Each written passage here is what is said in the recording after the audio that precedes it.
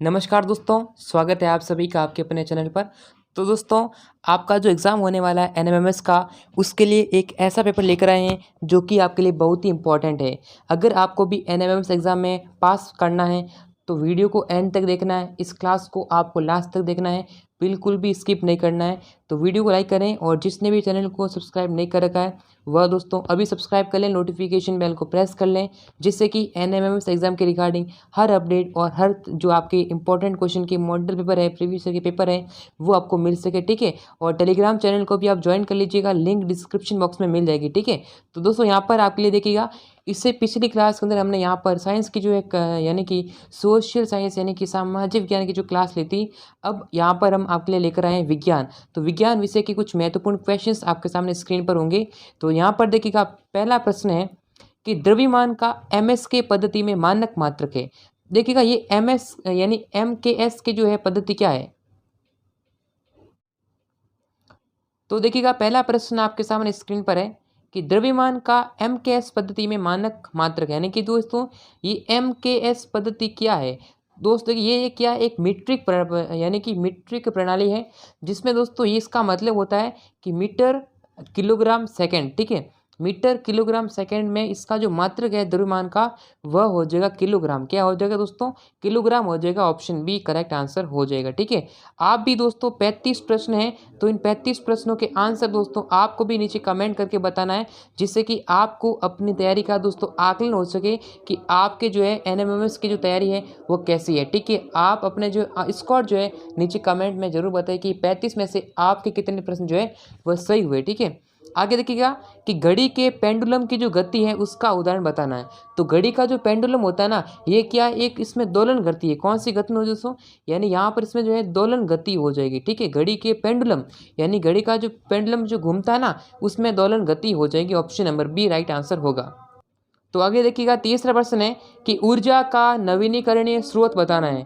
तो देखिएगा, ऊर्जा का जो नवीनीकरणीय स्रोत, इसका मतलब क्या है कि यहाँ पर आपको ऑप्शन दे रखे हैं चार, जैसे कि सौर ऊर्जा है, फिर लकड़ी दे रखा है, फिर डीजल दे रखा है, यहाँ पर आपको पेट्रोल दे रखा है, ठीक है। तो यहाँ पर हम बात करते हैं कि कौन सा करेक्ट आंसर होगा। तो ऊर्जा देखिए, इसका मतलब है कि यहाँ पर देखो, अगर लकड़ी है, अब लकड़ी को आपने एक बार जला लिया तो पुनः आप उसी लकड़ी को वापस प्राप्त नहीं कर सकते हैं, तो ये तो नहीं होगा। देखो पेट्रोल, पेट्रोल का एक बार उड़ गया यानी कि पेट्रोल आपने गाड़ी में डाल दिया, फिर वापस उस पेट्रोल को वापस से प्राप्त नहीं किया जा सकता, ये वाला भी गलत हो गया। डीजल, डीजल देखो, डीजल भी पेट्रोल की तरह ही है। डीजल जो है कार में डाल जाता है, तो एक बार कार में डीजल डाल दिया, उसका उपयोग हो गया, उसका 1 घंटा चलाया तो वो डीजल वो तो खत्म हो गया, वापस से उसे प्राप्त नहीं किया जा सकता। उसका नवीनीकरण, उसको वापस से पुनः प्राप्त नहीं किया जा सकता। लेकिन सौर ऊर्जा, इसको जो है पुनः प्राप्त किया जा सकता है, ठीक है। तो ऑप्शन नंबर ए जो है राइट आंसर हो जाएगा। ये क्या है? ऊर्जा का जो है नवीनीकरणीय जो है स्रोत हो जाएगा। यानी दोस्तों एक जो है रिन्यू क्या है, ये रिन्यूएबल है, इसको आप जो है रिन्यू किया जा सकता। बाकी डीजल को क्या है, ये एक नॉन रिन्यूएबल है, ठीक है, नॉन रिन्यूएबल है। तो दोस्तों किसको रिन्यू किया जा सकता है एंड किसको रिन्यू नहीं किया जाएगा, वो आपको ध्यान रखना है। जब पृथ्वी की उपछाया से होकर चंद्रमा गुजरता है तब क्या होता है दोस्तों? जब यह पृथ्वी है उसकी जो उपछाया से गुजरकर जब चंद्रमा गुजरता है तो उस समय दोस्तों क्या होता है? उस समय होता है खंड चंद्रग्रहण। कौन सा चंद्रग्रहण? खंड चंद्रग्रहण होता है। देखो, द्रव्य में ऊष्मा संचरण होता है। द्रव्य होता है द्रव, द्रव यानी कि जो लिक्विड है, लिक्विड में जो ऊष्मा होती है, यानी जो ऊष्मा का जो संचरण है वो कैसे होता है? तो वह होता है संवहन द्वारा। किसके द्वारा? संवहन द्वारा संचारण किया जाता है। 500 मीटर की ऊंचाई पर उड़ते हुए हवाई जहाज में क्या होती है? यानी कि 500 मीटर मान लो ऊंची वो जो है एरोप्लेन उड़ रही है, तो उसमें कौन सी ऊर्जा होगी? कौन सी ऊर्जा होगी? इसमें दोस्तों होगी स्थितिज ऊर्जा होगी एंड गतिज ऊर्जा, दोनों यहाँ पर इसमें होगी दोस्तों, ठीक है। तो option number C correct answer है। अब कुछ विद्यार्थी कह रहे हैं कि हमारे जो एनएमएमएस के जो पेपर है वो किस प्रकार से डाउनलोड करने हैं, एनएमएमएस के जो मॉडल पेपर है वो कहाँ से डाउनलोड करें। तो मैं आपको बताता हूँ, अगर आपको पेपर डाउनलोड करना है, पीडीएफ डाउनलोड करना है, तो मैंने ऐसे ही टेलीग्राम पर मिल जाएगा, लेकिन मैं आपको बताता हूँ कहाँ से आप पीडीएफ डाउनलोड कर पाएंगे। तो ये देखिएगा, मैं आपको दिखा रहा हूँ। सिंपली आपको PDF डाउनलोड करने के लिए कुछ भी नहीं करना, बस आपको अपने मोबाइल में गूगल ओपन करना या क्रोम ब्राउज़र।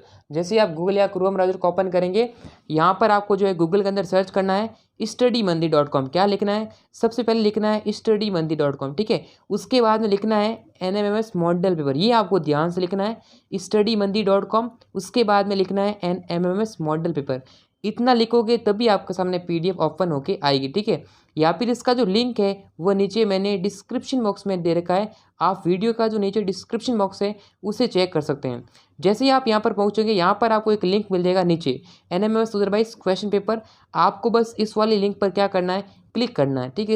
इस लिंक पर आपको सिंपली जैसे क्लिक करोगे, जैसे ही आप यहाँ पर क्लिक करते हैं, स्टडी मंदिर की जो वेबसाइट है आपके सामने इस प्रकार से इंटरफेस आ जाएगा। आपको थोड़ा नीचे स्क्रॉल करना, यहाँ पर दिखेगा NMMS मॉडल पेपर अदरवाइज, ठीक है। National means cum merit scholarship exam के जो मॉडल पेपर है वो यहाँ पर आपको मिल जाएंगे।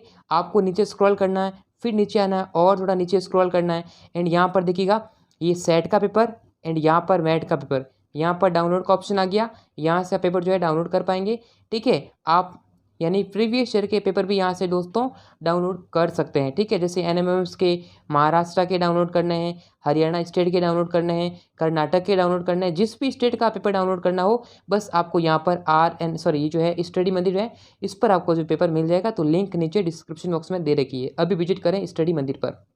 ओके, तो अभी तो नहीं दोस्तों, आप डाउनलोड कर लेना आराम से, ठीक है, कोई दिक्कत नहीं होने वाली।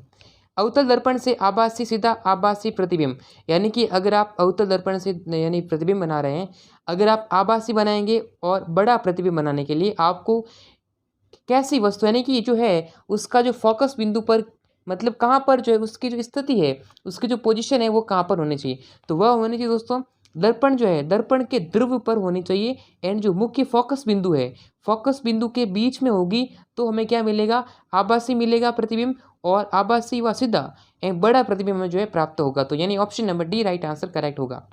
निम्न में से किसे घर्षण द्वारा आसानी से अवशेष नहीं, यानी घर्षण के द्वारा आसानी से आवेशित नहीं किया जा सकता, तो किसको आवेशित नहीं कर सकते हैं, यानी कि लकड़ी, देखो कांच की छड़ को कर सकते हैं, गुब्बारे को कर सकते हैं, एबोनेट की छड़ को कर सकते हैं, लेकिन जो कांच यानी जो लकड़ी का टुकड़ा है उसे हम घर्षित यानी जो है आवेशित नहीं कर सकते हैं। नेक्स्ट, मानव नेत्र में किसी वस्तु का प्रतिबिंब कैसे बनता है, ये वाला क्वेश्चन एग्जाम में आ सकता है, इसको ध्यान रखना है। यानी कि जो मानव का जो नेत्र है उसमें जो वस्तु का जो प्रतिबिंब है उसका जो रिफ्लेक्शन है वो किस प्रकार से बनता है, तो वो कहाँ पर बनता है, पुतली पर, कॉर्निया पर, रेटिना पर, या फिर आइरिस पर बनता है। तो वो बनता है दोस्तों हमेशा जो है रेटिना पर बनता है। किस पर बनता है, रेटिना पर बनता है। अचुंबकीय पदार्थ कौन सा दोस्तों, अचुंबकीय पदार्थ कौन सा है, अचुंबकीय पदार्थ, जल्दी से करेक्ट आंसर बताने का प्रयत्न करिएगा। 10वें प्रश्न का आंसर दीजिए। ये दोस्तों अचुंबकीय पदार्थ हो जाएगा सोना, ठीक है, सोने पर कोई काम नहीं करता है अचुंबकीय पदार्थ। दाब का मात्रक, अब दाब का मात्रक बहुत बार एग्जाम में पूछा भी गया है, तो दाब का मात्रक क्या होता है, न्यूटन मीटर स्क्वायर, क्या होता है, न्यूटन मीटर स्क्वायर जो है दाब का मात्रक हो जाएगा प्रेशर का। एक कमरे के भवन में स्थित कंप्यूटर नेटवर्क क्या कहते हैं, कोई कमरा है, उस कमरे में अगर आप कंप्यूटर नेटवर्क का यूज़ कर रहे हैं तो उसमें उसको क्या कहेंगे, ठीक है, तो उसको हम कहेंगे दोस्तों LAN, ठीक है। यहाँ पर LAN जो है हमारा करेक्ट आंसर हो जाएगा, ठीक है।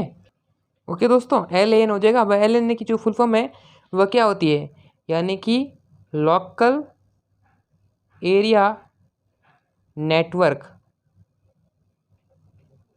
LAN की फुल फॉर्म है लोकल एरिया नेटवर्क, जो है करेक्ट आंसर हो जाएगा। बिजली के प्लग एवं स्विच बनाने में प्रयोग होने वाला प्लास्टिक कौन सा है, बिजली के प्लग और जो है स्विच बनाएंगे उसमें कौन सा प्लास्टिक जो है काम में लिया जाएगा, ठीक है। इसमें दोस्तों लेते हैं बेकेलाइट, ठीक है, बेकेलाइट का जो है प्लास्टिक का काम लेते हैं। निम्नलिखित में से कौन सूचक यानी कि जो इंडिकेटर नहीं है, कौन सा इंडिकेटर नहीं हो जाएगा, बोलते ही जल्दी से, तो ये अपना हो जाएगा दोस्तों एंडासिड, जो है करेक्ट आंसर हो जाएगा। निम्नलिखित में से कौन सी अक्रिय गैस नहीं है, तो कौन सी दोस्तों अक्रिय गैस नहीं, यानी कि दोस्तों इनएक्टिव गैस कौन सी नहीं है,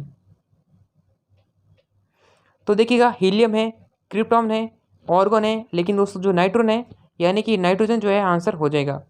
बल्ब का तंतु किस धातु का, यानी कि जो बल्ब होता है उसका तंतु होता है ना, वो किस धातु का बना हुआ होता है, तो वह दोस्तों बना हुआ यानी कि टंगस्टन है, टंगस्टन का दोस्तों धातु बना होता है, ठीक है। एल्यूमिनियम के क्षरण से बचाने के लिए विद्युत पर किसका लेपन किया जाता है, यानी उस पर किसकी परत चढ़ाई जाती है, ठीक है। तो उसमें दोस्तों हमें से यानी कि एल्यूमिनियम ऑक्साइड की जो है परत चढ़ाई जाती है। विद्युत वाहक का बल का यानी विद्युत वाहक बल का जो मात्रक है वह क्या हो जाएगा। विद्युत वाहक बल का जो मात्रक है वह है दोस्तों वोल्ट। कौन सा है, वोल्ट। ओके, चलिए परावर्त देखो परवर्ती यानी परिवर्ती संयोजकता कौन प्रदर्शित करता है, यानी कि कौन सा तत्व पूछा है, जैसे सोडियम है, बेरिलियम है, फेरस है। तो यहाँ पर देखो ये हमेशा यहाँ रखना फेरस करता है। देखो फेरस इसमें भी ऑप्शन दे रखा है, यहाँ पर भी ऑप्शन दे रखा है, तो हमारा एक आंसर हो जाएगा, ठीक है। सेम टू सेम आंसर दे रखा है। हीरा क्या है दोस्तों, हीरा क्या है, व्हाट इज डायमंड। तो हीरा क्या है, समांगी मिश्रण, विषमांगी मिश्रण, तत्व या फिर यौगिक। तो हीरा एक क्या है दोस्तों, हीरा एक अपना है, क्या है, एक तत्व है, एक एलिमेंट है। फोटो फिल्म के निर्माण में किसका प्रयोग किया जाता है, फोटो निर्माण के प्रयोग में हम किसका निर्माण करते हैं, तो हमें दोस्तों जो है ना कि सेल्यूलोज एसिड का जो निर्माण करते हैं।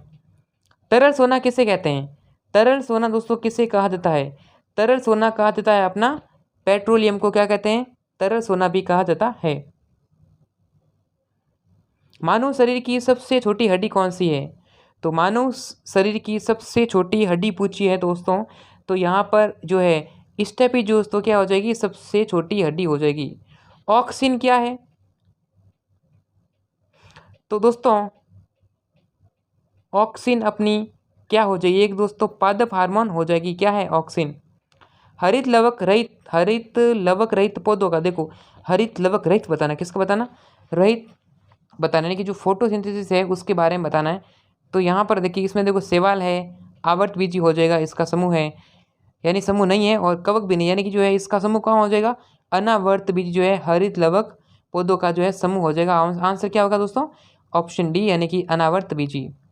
वे अंग जिसकी उत्पत्ति और मूल रचना समान होती है किंतु कार्य में अंतर, यानी कि ऐसे कौन से जो अंग हैं जिनकी उत्पत्ति और जो मूल रचना है यानी कि वो कैसे दिखते हैं, उत्पत्ति कहाँ से हुई कैसे हुई, ये क्या समान होती है, लेकिन जो कार्य करते हैं जो वर्क करते हैं वो इसका अलग अलग होता है।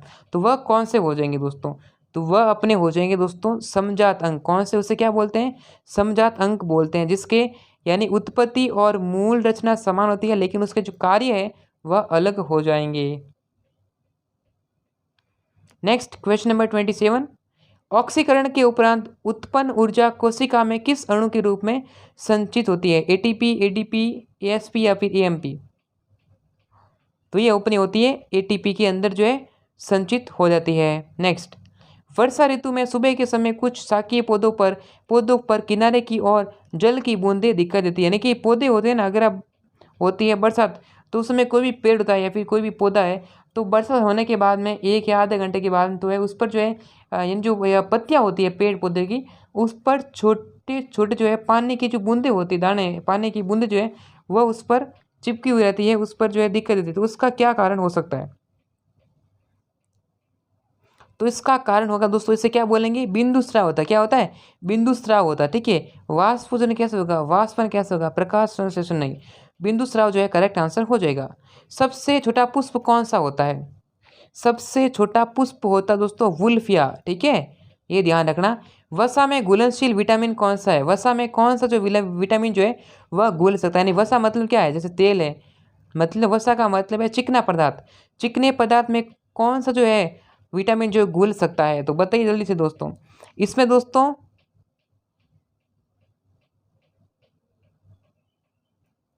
करेक्ट आंसर बताइए। तो यानी जो विटामिन डी है वह वसा में घुलनशील हो जाएगा। आगे देखिएगा कि बीसीजी का जो टीका है वह क्यों लगाया जाता है, मतलब जो है वो किस उम्र में लगाया जाता है, ठीक है, यानी टीका कौन सा, बीसीजी टीका, ठीक है। ये लगाते हैं दोस्तों कितनी वर्ष की उम्र तक, यानी जब जन्म होता है नवजात शिशु का उस समय लगाया जाता है। रक्त समूह की खोज किसके द्वारा की गई दोस्तों, रक्त समूह की खोज किसके द्वारा की गई थी, तो कार्ल लैंडस्टेनर ने जो है रक्त समूह की खोज की थी, ठीक है। ये क्वेश्चन आपके एग्जाम में बन सकता है,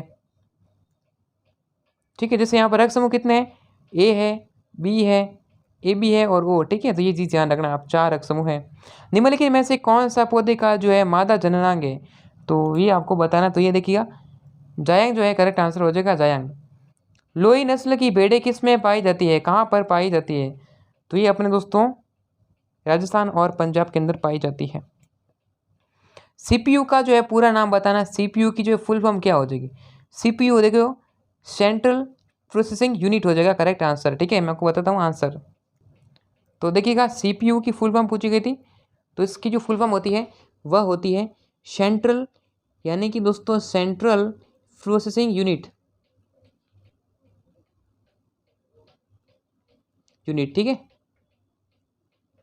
इसमें इधर कंट्रोल नहीं होगा, central processing unit correct answer हो जाएगा, ठीक है दोस्तों। कमांड कहाँ से, सेंट्रल प्रोसेसिंग यूनिट जो है राइट आंसर हो जाएगा। तो आज की क्लास के अंदर बहुत ही अच्छे से महत्वपूर्ण क्वेश्चंस की हमने किए हैं। तो वीडियो को लाइक नहीं किया, लाइक कर दीजिएगा, चैनल को सब्सक्राइब कर लीजिएगा, नोटिफिकेशन बेल को प्रेस कर लीजिएगा। तो दोस्तों आज की वीडियो को लाइक करें, शेयर करें, फिर मिलेंगे नेक्स्ट वीडियो में। तब तक के लिए जय हिंद, वंदे मातरम।